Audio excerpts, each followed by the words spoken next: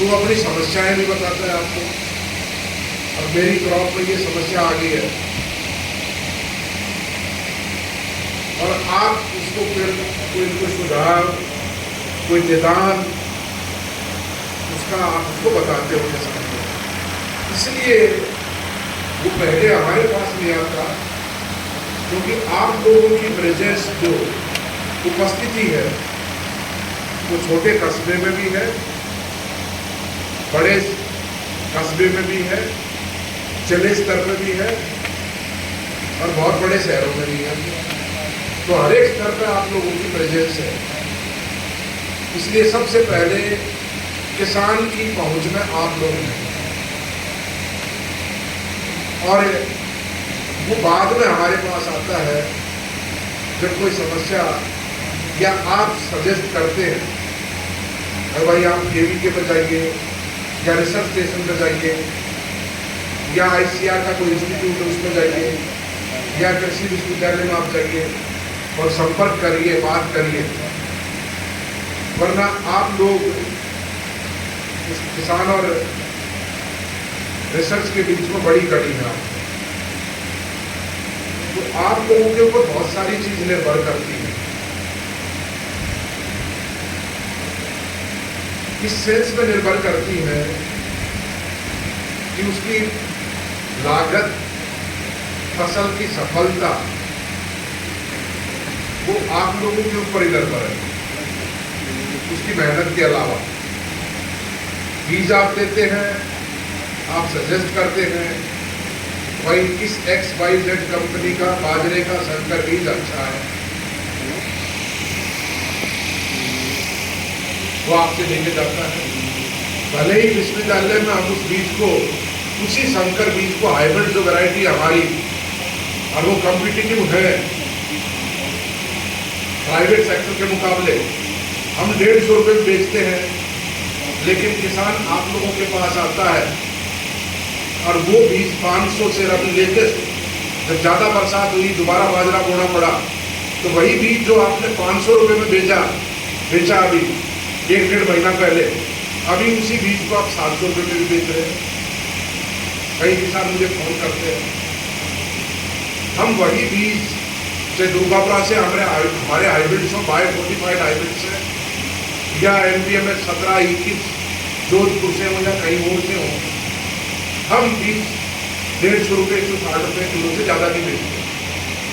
हाँ, हमारी लिमिटेशन है, और भाई हम बड़े पैमाने पर हाइब्रिड सीड प्रोडक्शन नहीं कर सकते। प्राइवेट कंपनियां एक पूरी योजना के तहत बड़े पैमाने पर सीड प्रोडक्शन करती हैं, चाहे तेलंगाना में हो, चाहे कर्नाटक में हो, या और इलाकों में हो, और उसकी मार्केटिंग आप लोगों के जरिए होती है। दूसरी बात, जितनी भी केमिकल्स हैं वो आप लोग बेचते हैं, लेकिन जब आप एक कड़ी के रूप में काम करते हैं तो कड़ी की जिम्मेदारी भी बनती है। आप लोगों की जिम्मेदारी ये है कि अभी तो आपने ये लगभग 1 वर्ष का जो डिप्लोमा है ये पूरा कर रहे हैं। ये एक संवैधानिक आवश्यकता थी, लीगल आवश्यकता थी कि सरकार ने एक ऐसा नियम कर दिया और भविष्य में जो भी डीलर्स होंगे कृषि में आदान के, इनपुट्स के, उनके पास इस तरीके का डिप्लोमा सर्टिफिकेट होना जरूरी है। एक समय सीमा तय कर दी, इसलिए आप ये कर रहे हैं। वरना वैसे भी आपकी नैतिक जिम्मेदारी है एज इनपुट डीलर कि आप किसान को सही सलाह दें। फॉर एग्जाम्पल, जैसे मैं आज सवेरे जब आ रहा था इस मेगा हाईवे से, तो रास्ते में मैं देख रहा था कि कई किसान सवेरे 8 बजे ही कॉटन में स्प्रे कर रहे थे। मुझे नहीं पता था यहाँ कॉटन का इलाका है, यहाँ जवार का इतना बड़ा इलाका है, और सवेरे पावर स्प्रेयर ट्रैक्टर का चल रहा था, और कई किसान रास्ते में देखे जो नेक्सप स्प्रेयर से फीड से स्प्रे कर रहे थे अर्ली इन द मॉर्निंग। अब आप लोगों को ये पता होना चाहिए कि सवेरे के टाइम पर कॉटन के अंदर, कपास के अंदर मधुमक्खियां बहुत विजिट करती हैं, फॉरेजिंग करती हैं, खाना लेने के लिए आती हैं और वो हमारी कृषि का आधार है। ज्यादातर फसलें जो नेचर में, प्रकृति के अंदर परपरागित है, क्रॉस पॉलिनेटेड है, उनका तो गुजारा हो ही नहीं सकता अगर पॉलिनेटर्स, हनी बीज और पॉलिनेटर्स ना हो तो। और अगर हम सवेरे उठते स्प्रे करेंगे और जब मधुमक्खियां, अभी जैसे गर्मी के दिन है तो 5:30 बजे लगभग दिन निकलता है, तो वो अपना काम 5:30 बजे शुरू कर देती है और उनके जो पीक आवर्स होते हैं विजिटेशन के, भ्रमण करने के, फॉरेजिंग के, वो लगभग 5:30-6 बजे से लेकर 10 बजे तक बिल्कुल पीक आवर्स होते हैं, जब खेतों में मैक्सिमम पॉपुलेशन, चाहे वो पालतू हो चाहे वो जंगली हो, जरूरी नहीं।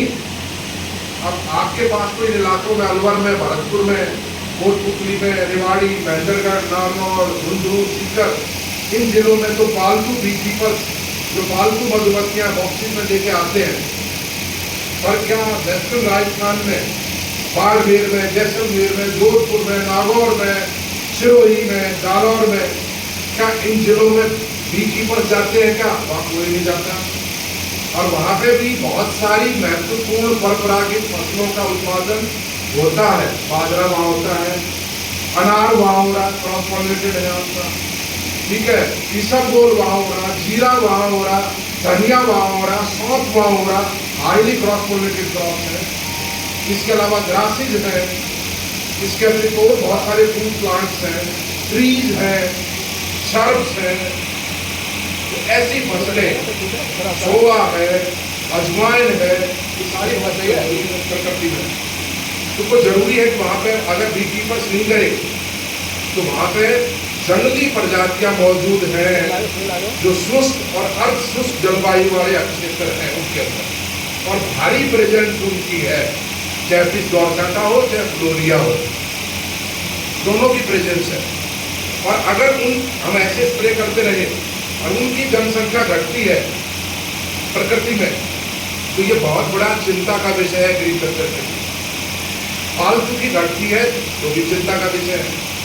तो इसलिए जब भी कोई किसान आप लोगों के पास आता है तो आप लोगों का दायित्व बनता है कि आप किसान को बताएं कि आप कोई भी स्प्रे करेंगे वो सवेरे के समय नहीं करेंगे, मॉर्निंग आवर्स में कोई स्प्रे नहीं करेंगे।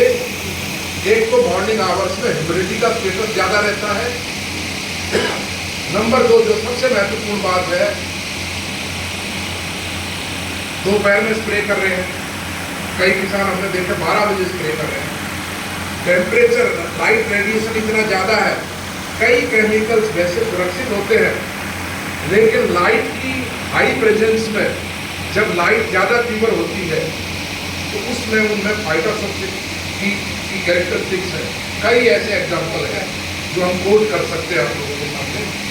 तो स्प्रे, तीसरी चीज जो सबसे महत्वपूर्ण है, मधुमक्खियों की प्रेजेंस या दूसरे पॉलिनेटर्स की प्रेजेंस होना, वो और भी ज्यादा इंपॉर्टेंट है।